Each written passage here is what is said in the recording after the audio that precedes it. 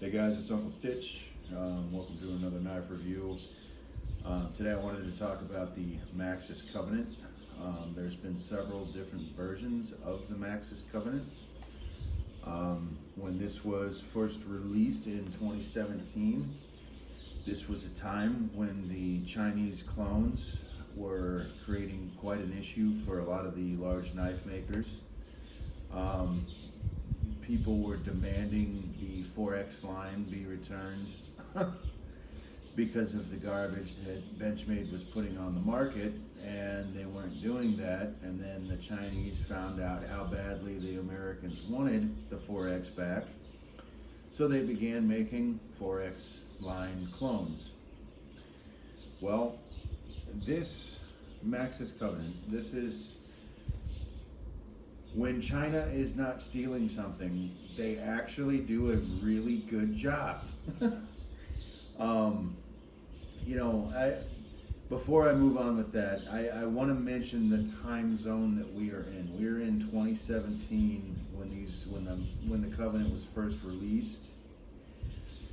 At this time, the Balisong community was flooded with a lot of people who were too young to have jobs, but were very, very interested in the knife. And a lot of that came from a video game called Team Fortress 2, where the Balisong, the butterfly knife, returned to a video game that kids were playing, and they thought the knife was cool and they wanted to own one. And that's kind of the segue for a lot of the younger generation that got involved with the Balisong. So essentially what this was China. So Maxace is a division of Steadman Knife Company. It is a Chinese made knife. China wanted to offer a premium product, and the difference between the Maxace Covenant and the Chinese clones was the quality. That is M390 steel, TC4 titanium handles, carbon fiber inlays, an anodizable pocket clip, a spring latch, and the premium blade steel of M390. And the design of this is one of the best balanced Balisongs that I've ever flipped. A lot of ingenuity went into making this the perfect flipper. So at the time that this was released, I wanted to mention, so there's a lot of people that were flooding the markets that were not old enough to have legitimate jobs. So they were purchasing clones. They were purchasing Benchmade clones for anywhere between $25 all the way up to like $100, and a lot of people were really butthurt about it, and a lot of people were really they developed some very sensitive views of China. And I think that's kind of one of the things that thwarted the Maxace release, was China had at this point had such a bad reputation with the Balisong community that not a whole lot of people were wanting to spend the money to try this knife. And I think that's where a lot of that came from. But I'm not going to get too far into the politics of the Chinese clones, because that's not what this video is about. I do want to mention that essentially the way that Balisongs are perceived through my eyes is this is the gateway to meditation. When you're flipping this knife, you have to pay attention to the blade, because if you don't, you'll get cut. So, or there will be even worse, severe consequences for not paying attention to the blade. And as you're manipulating the knife throughout your fingers and adding different moves to your routine, all of the worries and stresses in life disappear from your mind. So when you have a beautiful product like this leading you into meditation to relieve your mind of the world's stresses, it's very pleasing. It's especially when you have something that is so well balanced that you can predict how the knife is going to react as you're throwing that aerial, you know, and it seamlessly fits along with a lot of very other high-end knives.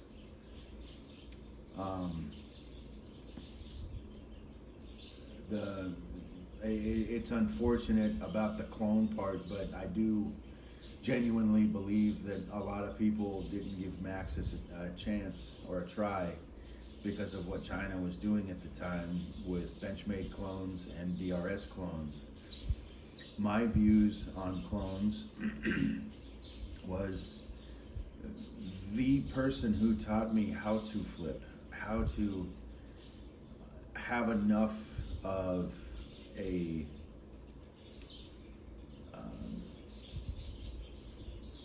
enough of an understanding about the ballad song and how to lead into meditation with the knife, taught me on a clone. And you know, there's people that are like, well, it's okay as long as they don't put the logo on, or you know, there's all kinds of people that have all kinds of different views, and all the way around, it's not okay at all. Given the circumstances of companies like Benchmade just wildly overpricing things that aren't worth what they're charging, I understood why people who did have the money to buy the real deal were actually buying clones, because they wanted to use the knife, they wanted to EDC the knife, and they didn't want to destroy something that was of value, so that they would purchase clones and use them and flip them over concrete, and blades would get chipped and tips would get ripped off, and you know, it only costed $80. So that's my view on them. I don't I can't really say much, because the guy that taught me how to flip that was the knife that he had. That was the only knife that he had, was a clone, and he taught me everything that he knew, and that's what made me who I am today as a flipper. So, you know, my stance is, you know, if you buy one, just keep it to yourself. Don't sell it. If it gets to the point where you need to sell it, then what the fuck have you done with your life? You're selling a clone. You know what I mean? You know, even if you get on the pages and you say like, hey, this is a clone, I'm selling this for $50 or whatever. Again, what the fuck are you doing with your life that you would need to sell a clone? So, you know, I think that if you buy them, that you should use them, abuse them until they're not usable anymore, and then, you know, maybe go out and buy the real deal this time. Well, this was China's answer to a growing market for the Balisong community. This is the product that they wanted to put out for quality. This was, you know, they could have produced the knife a lot of different ways, and one of the things that they did, I believe this one's bushings. This should be the version 3. Yeah, so originally they released the Maxace Covenant with bearings, and no, that was really cool, because at the time, you know, Microtech Tachyon 3, I think they were the segue into using bearings in Balisongs. The problem was the handles were so light that the momentum required to get those handles to move was a learning curve for people who were trying to do thumb rollovers and aerials, because the knife was not acting like all the other knives on bushings were, and knives that were on bushings had barely any play at all. Well, some of them did, some of them were horribly designed, but bearings was kind of a guarantee that you would have 0 to very tiny amounts of play, handle play. from my perspective, I'm more of a 90s type of flipper. So I am used to an extreme amount of handle play, and when you take handle play out of the equation altogether, which is a good thing, it throws people like me off because I'm not used to not having that wiggle there. So anyway, all the way around, basically what I'm trying to say is this knife is so far above and beyond the standards of even some USA knife makers, companies like Cold Steel. They put out the Archangel. I actually sold that Archangel. I pre-ordered it for $99. It showed up like 8 months later. I fucking hated the thing, and I sold it, I think, for like $150 or something, and now they're like $300. That is a prime example of USA knife makers that are putting absolute garbage out on the market and charging astronomically huge prices for them, and companies like Maxace put them in their place. That's what I'm trying to say. Companies like Maxace put such a good quality product out on the market that had it not have been for China's reputation, I think the Maxace Covenant would have been one of the most popular knives to flip ever created. It quite possibly could have made its way up into the legendary status of the 42, to be honest with you. That is how well these knives flip. Comparing them to Squid Industries, unfortunately, and a lot of people have because of the balance of this knife. I've only flipped Squid Industries only a handful of times, and I absolutely loved the knife. Unfortunately, the ones that I was shown were trainers, and I don't flip trainer. I'll never go out and seek after a trainer, and he's got live blades too. I've never flipped those. But I've heard people compare the balance of this to the Squid Industries Kraken. That it's exceedingly well balanced. If you're trying to learn maneuvers like scissoring, for example, where you do a twirl and you throw an aerial and you catch one side of the blade and go immediately back into another twirl, that is an extremely difficult move to learn or to master. And in order to do that, having an unbalanced knife is going to ruin your experience trying to learn a highly difficult move to learn. And this is like the perfect balisong for beginners, because the whole reason why I'm bringing all of this up is because when you buy one of these, for the first time in balisong history, and I wish more knife makers would do this, this knife showed up with a trainer blade. So if you didn't want to get cut, you could swap the blade out and put the trainer in. It also came with extra hardware. It came with a couple extra springs for the spring latch. It came with extra barrel spacers. It came with extra washers. It came with, they wanted you to have this knife for a long time. They wanted this knife to serve you very well. And none of the other knife makers to this day send extra hardware. None of them just in the box include a trainer blade that you can swap out with if you're brand new to balisongs and you don't want to get cut. My opinion on that is you need to get cut. You need to get stabbed. You need to get fucking hurt, because that's how you learn.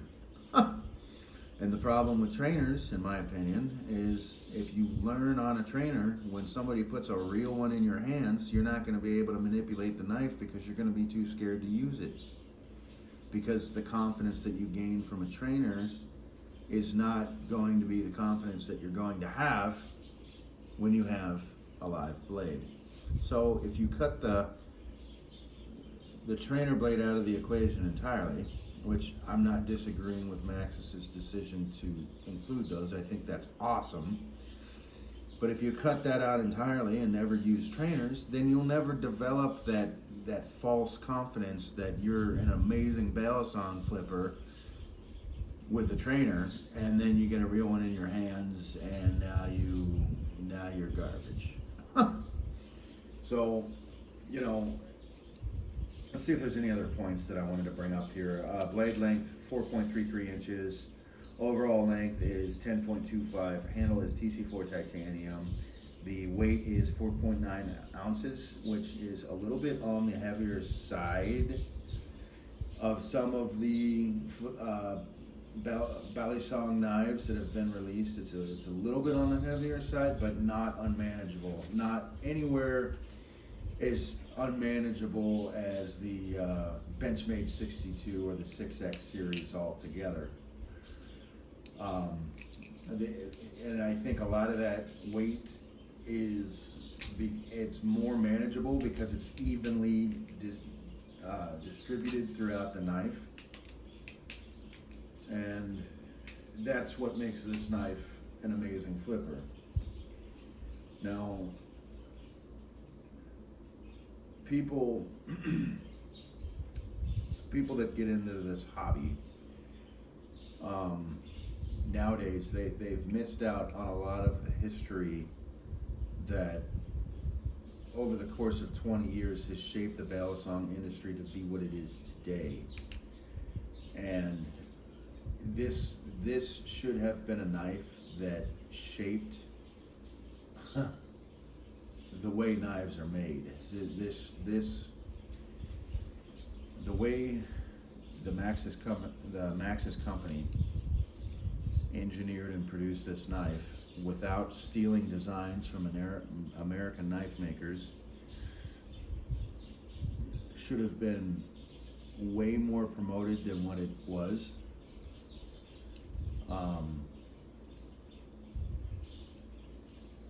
This should have been one of the knives that, and Maxace does this where they release little batches here and there, and that's why they sell out very quickly.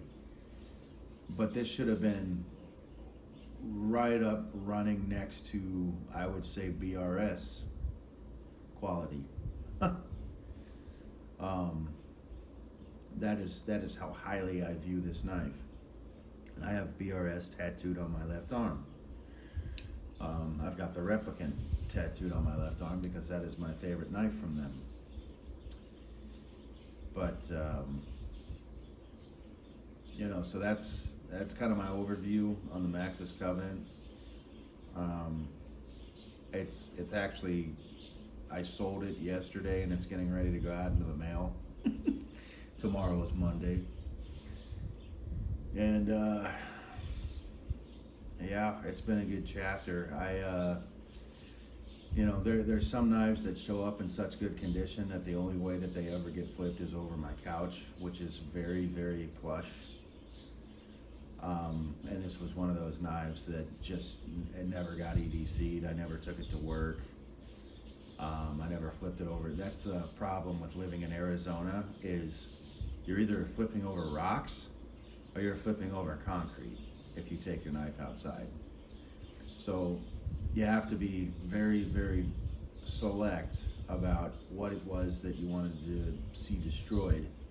And this was one of the knives that I did not want to see destroyed. So anyway, that's my overview. It's going out into the mail tomorrow for a new owner to enjoy. And I think this one's going to be one of the ones that I miss the most, to be honest with you, because there are very few knives that flip anywhere close to this one, and it has been an amazing knife for me. I have not used this to cut with. I've solely used this for meditation, and it is excellent in leading you into that. It does a fantastic job of that. So that's one thing that I can thank the Chinese for, is giving us the ability to clear our minds. All right, guys, That's my overview, and we'll catch you later. Peace.